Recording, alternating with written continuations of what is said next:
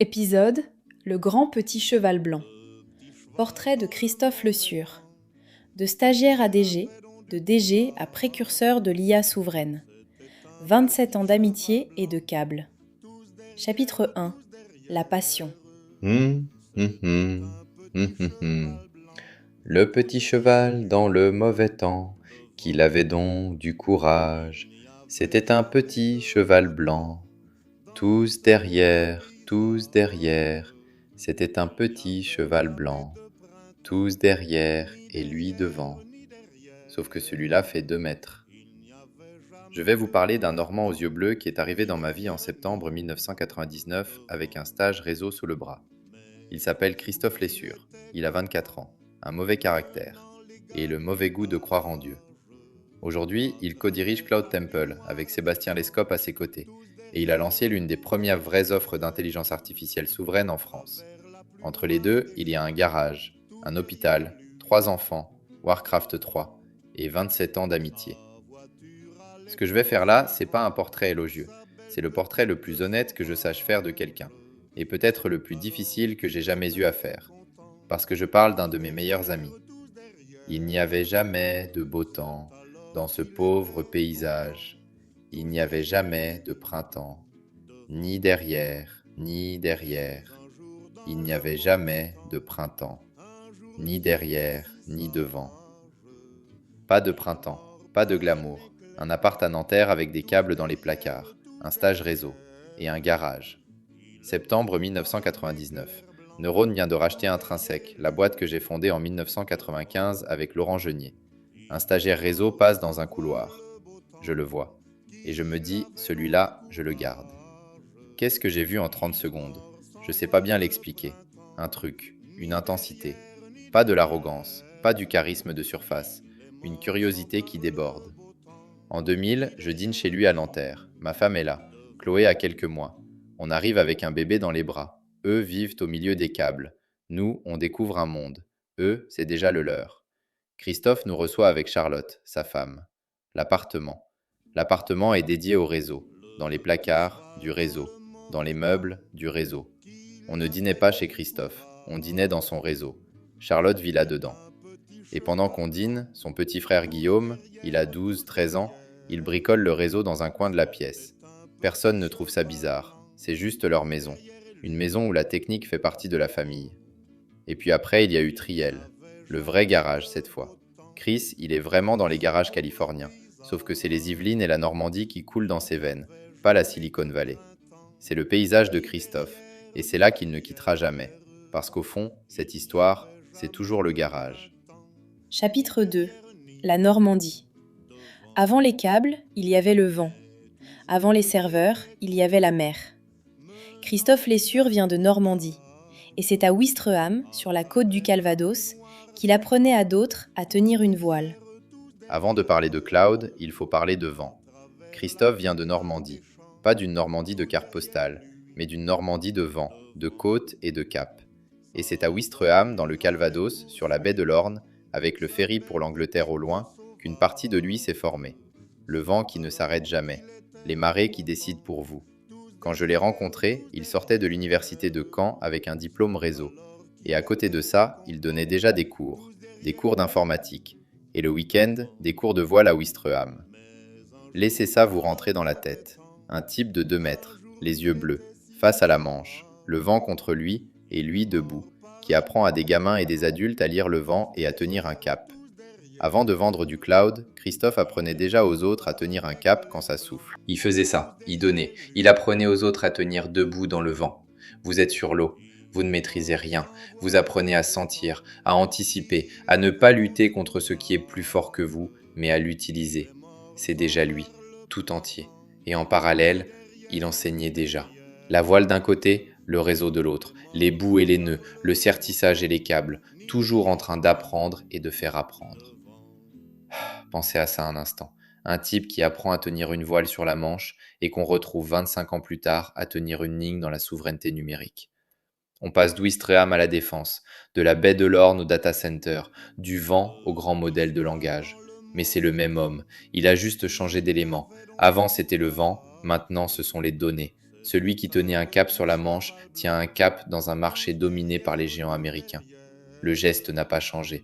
Sentir, anticiper, ne pas lutter contre ce qui est plus fort, l'utiliser. Même son nom a l'air d'avoir gardé quelque chose de la Normandie. Chapitre 3. La forge. En 2006, je confie à Christophe le système d'information d'un des plus grands hôpitaux de Paris. Derrière chaque écran, il y a un patient. Mais toujours il était content, menant les gars du village à travers la pluie noire des champs, tous derrière, à travers la pluie noire des champs, tous derrière et lui devant, mener les gars du village à travers la pluie noire. C'est exactement ça, sauf que le village, c'est l'hôpital Saint-Joseph à Paris, et la pluie noire, c'est un système d'information critique avec des milliers de vies derrière. L'hôpital Saint-Joseph, plus de 900 lits, 75 000 passages aux urgences par an, 29 salles d'opération. En 2006, on gagne le contrat d'infogérance. Christophe a 31 ans. Je lui donne tout, toute la responsabilité de l'exploitation de le récit. Mon deuxième pari sur lui. Le premier, c'était le couloir en 99.19. Celui-là est plus lourd, parce qu'il y a des patients derrière les écrans.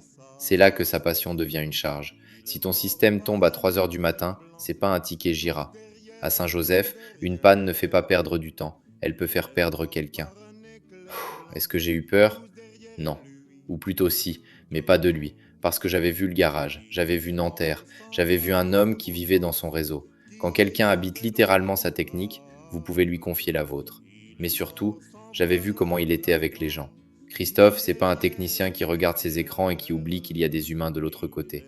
C'est un type qui parle aux équipes, qui comprend la pression des infirmières de nuit, qui sait que derrière un serveur, il y a un service, et derrière ce service, un patient qui dort et qui ne sait pas que quelqu'un veille sur le système qui le maintient en vie.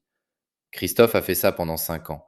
Prod critique, astreinte, le téléphone qui sonne à 2 heures du matin et la boule au ventre avant de décrocher. Le corps se lève avant la tête, et tu sais déjà que ta nuit est finie. Et il a tenu. C'est là qu'il s'est forgé. Le bricoleur de Nanterre est entré dans Saint-Joseph, et il n'en est pas sorti pareil. Et c'est un leader qui en est sorti, pas un chef, un leader. Il n'est pas du genre à donner des ordres depuis la berge. Il monte dans le bateau. Et ce n'est pas un hasard si aujourd'hui Cloud Temple héberge le système d'information du SAMU et de l'établissement français du sang. Cet ADN-là, maître de la technique au service de la vie des gens, il vient de Saint-Joseph. Il vient de Christophe. Chapitre 4. L'envol. En 2011, le technicien fatigué des nuits blanches prend un virage. Et quand il ouvre la bouche face à un client, la pièce change de centre de gravité. Sa voiture allait poursuivant, sa belle petite queue sauvage. C'est alors qu'il était content. Tous derrière. C'est alors qu'il était content. Tous derrière et lui devant. L'énergie brute, le truc sauvage en lui qui se libère. En 2011, Christophe a 36 ans. Saint-Joseph l'a forgé, mais il est vidé, fatigué des nuits blanches, fatigué de ce poids-là. Alors je le pivote vers l'avant-vente. Et là, il s'envole. Vraiment. Et moi, je le regarde faire avec cette fierté presque paternelle qu'on ressent quand quelqu'un devient enfin plus grand que le rôle où on l'avait rencontré. Il y a des profils rares dans la tech, des gens qui ont vécu la production, qui ont tenu des systèmes critiques et qui, en plus, savent convaincre. Christophe est réservé, il parle pas pour rien, mais quand il ouvre la bouche, il a du coffre, on l'entend de loin, et surtout, brut de décoffrage, il dit ce qu'il pense. Christophe n'arrondit pas les angles.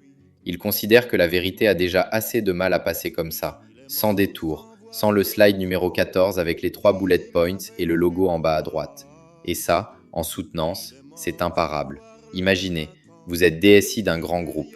En face de vous, un type de 2 mètres aux yeux bleus se lève. Il vous regarde et il vous dit ce qu'il en est. Pas ce que vous voulez entendre, ce qu'il en est. Mais il fait un truc de plus. Il écoute, il pose des questions. Il creuse votre problème à vous, pas le sien.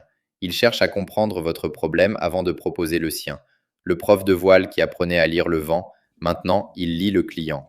Quand un commercial vous promet que ça tiendra, vous avez un doute. Christophe, lui, vous regarde et il vous dit pourquoi ça tiendra. Il ne vend pas un slide, il vend ce qu'il a vécu et le client le sent en 10 secondes. Le petit cheval blanc. Il entre dans la salle, 2 mètres, les yeux bleus, la voix qui porte, rien de petit. et soudain, tout le monde regarde dans la même direction. Chapitre 5. L'homme. Vous connaissez cette chanson. Paul Fort l'a écrite en 1910. Brassens l'a chantée en 1952. On l'a tous apprise à l'école primaire. Mais ce soir, elle raconte quelqu'un de vrai. Mais un jour, dans le mauvais temps, un jour qu'il était si sage, il est mort par un éclair blanc. Tous derrière et tous derrière, il est mort par un éclair blanc. Tous derrière et lui devant. L'éclair blanc. La chanson, à partir de là, elle bascule. Le petit cheval meurt, foudroyé, sans avoir jamais connu le beau temps. Paul Fort a écrit ça en 1910. Brassens en a fait une chanson en 1952 dans son premier album. Depuis, des millions de gamins l'ont récité en classe. Mais ce soir, cette chanson, elle parle de quelqu'un que je connais. Et le portrait, il doit basculer aussi. Parce que si je ne raconte que les lumières, c'est pas honnête. Et je lui dois l'honnêteté. Christophe, il faut le prendre entier.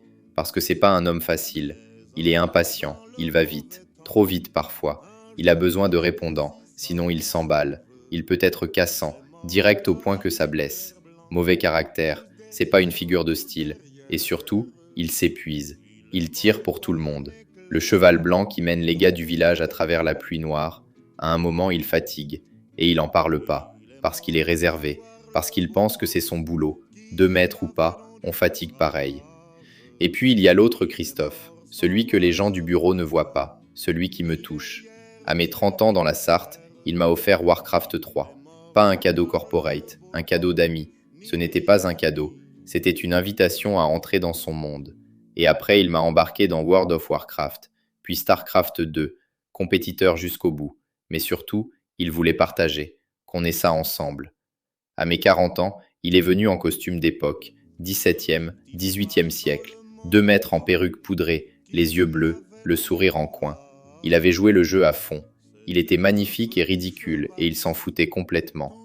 À mes 50 ans, à Tunis, il était dans la piscine, en costume de travail, en bleu de travail, dans la piscine, à Tunis. 30 ans, 40 ans, 50 ans, 3 fêtes, 3 décennies, il était là, à chaque fois, il est toujours là. Il y a des gens qu'on connaît au travail, et puis il y a ceux qu'on retrouve aux grandes dates de sa vie. Victoria, Quentin, Émeric, ses 3 enfants, Charlotte, sa femme depuis toujours. Ingénieure de formation, elle a choisi de se consacrer à l'éducation de leurs enfants. Elle enseigne en primaire. Les enfants ont eu une mère qui tenait la maison pendant que lui tenait le cap. Celle qui a supporté les câbles dans les placards à Nanterre, les nuits blanches de Saint-Joseph, le garage qui ne se vide jamais. Elle a accepté de mettre sa carrière derrière pour que lui puisse mettre la sienne devant. Si Christophe tire, Charlotte tient. Il chasse, pas par goût du sang, par goût du silence, de la patience, du terrain, de cette immobilité qui précède l'action. Il attend, il observe, et quand il agit, c'est précis. Il va à l'église le dimanche, et dans un monde où tout le monde cache ses croyances sous des slides, lui il assume. Il a une foi, il a un ancrage. C'est pas décoratif, c'est structurant. Il n'a jamais perdu le cap. Dans la même maison depuis toujours, c'est structurant. C'est le même trait qui le rend génial et insupportable. L'impatience qui construit un cloud souverain en 3 ans, c'est la même qui épuise son entourage. L'énergie qui emporte une soutenance, c'est la même qui peut casser une réunion. C'est le même homme, les lumières et les ombres. Et cet homme-là, c'est un de mes meilleurs amis. Chapitre 6. Le garage. À 45 ans, un co-DG fait des circuits imprimés le week-end. Pour apprendre, pour rien. Et puis 3 lettres changent tout. 2020. Christophe a 45 ans. Co-DG de Cloud Temple. 55 millions d'euros de chiffre d'affaires. 350 personnes. Le premier infogérant français certifié Secnum Cloud par l'ANSSI. Et le week-end, il fait des circuits imprimés. Dans son garage. Pas pour le travail, pas pour impressionner qui que ce soit, pour apprendre, pour se détendre, pour rien. Des circuits imprimés, en partant de zéro, à 45 ans, comme un gamin qui découvre un nouveau jouet. Parce que c'est ça un passionné. C'est quelqu'un qui a 45 ans, après une semaine de réunion, de soutenance, de décision à 55 millions d'euros, rentre chez lui le samedi matin, va dans son garage, s'assied et apprend un truc nouveau. Pour rien, pour le plaisir de comprendre. 20 ans plus tard, c'est le même homme qu'à Nanterre, la même passion, le même besoin de comprendre avec les mains.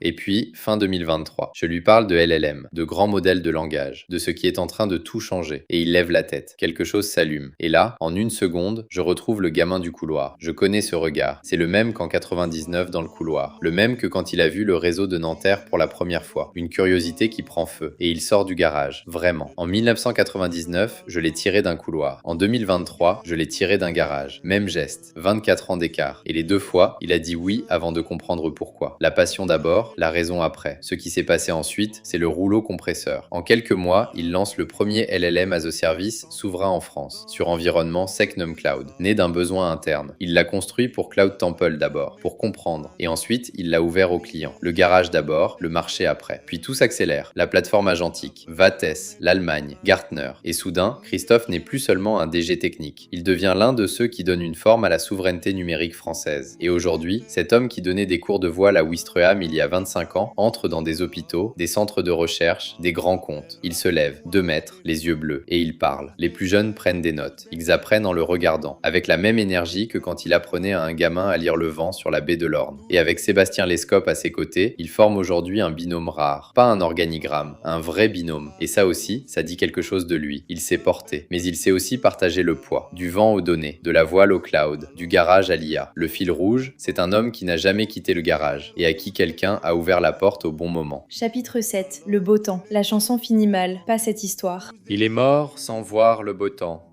qu'il avait donc du courage. Il est mort sans voir le beau temps, ni derrière, ni derrière. Il est mort sans voir le beau temps, ni derrière et ni devant. Ça, c'est la chanson. Mais Christophe, lui, il l'a vu le beau temps. Il est en train de le vivre. De stagiaire à DG, de DG à précurseur de l'IA souveraine. À mes 30 ans, il m'a offert Warcraft. À mes 40, il était en costume d'époque. À mes 50, il était dans la piscine à Tunis en bleu de travail. Il a le sens de la parole. Il dit ce qu'il pense. Il fait ce qu'il dit. Il a 3 enfants magnifiques, une femme qui l'accompagne depuis toujours, un garage qui ne désemplit jamais. Il a un mauvais caractère et le mauvais goût de croire en Dieu. Et je ne lui ai sans doute jamais dit comme ça. Et je ne suis même pas sûr qu'il sache ce qu'il représente pour moi. Je crois qu'au fond, il le sait. Mais je ne le lui avais jamais dit comme ça. Et quand je regarde le chemin du couloir de 1999 à l'IA souveraine, je me dis qu'il a le droit d'être fier. Et au fond, c'est ça, la vérité. Rien d'autre. C'est quelqu'un de précieux pour moi. On appelle parfois petit les gens trop grands pour être dit autrement. C'est mon petit cheval blanc, mon grand petit cheval blanc. Et je crois que cette fois, c'est moi qui suis tous derrière. Et moi, ça fait 27 ans que je cours derrière lui. Vous écoutiez Le Grand Petit Cheval Blanc, portrait de Christophe Lessure. Merci de votre écoute. Si cet épisode vous a touché, partagez-le autour de vous ou sur LinkedIn. Récit de Franck Dubray, fondateur d'Intrinsèque et président de Cloud Temple. Si cet épisode vous a parlé, partagez-le autour de vous ou sur LinkedIn.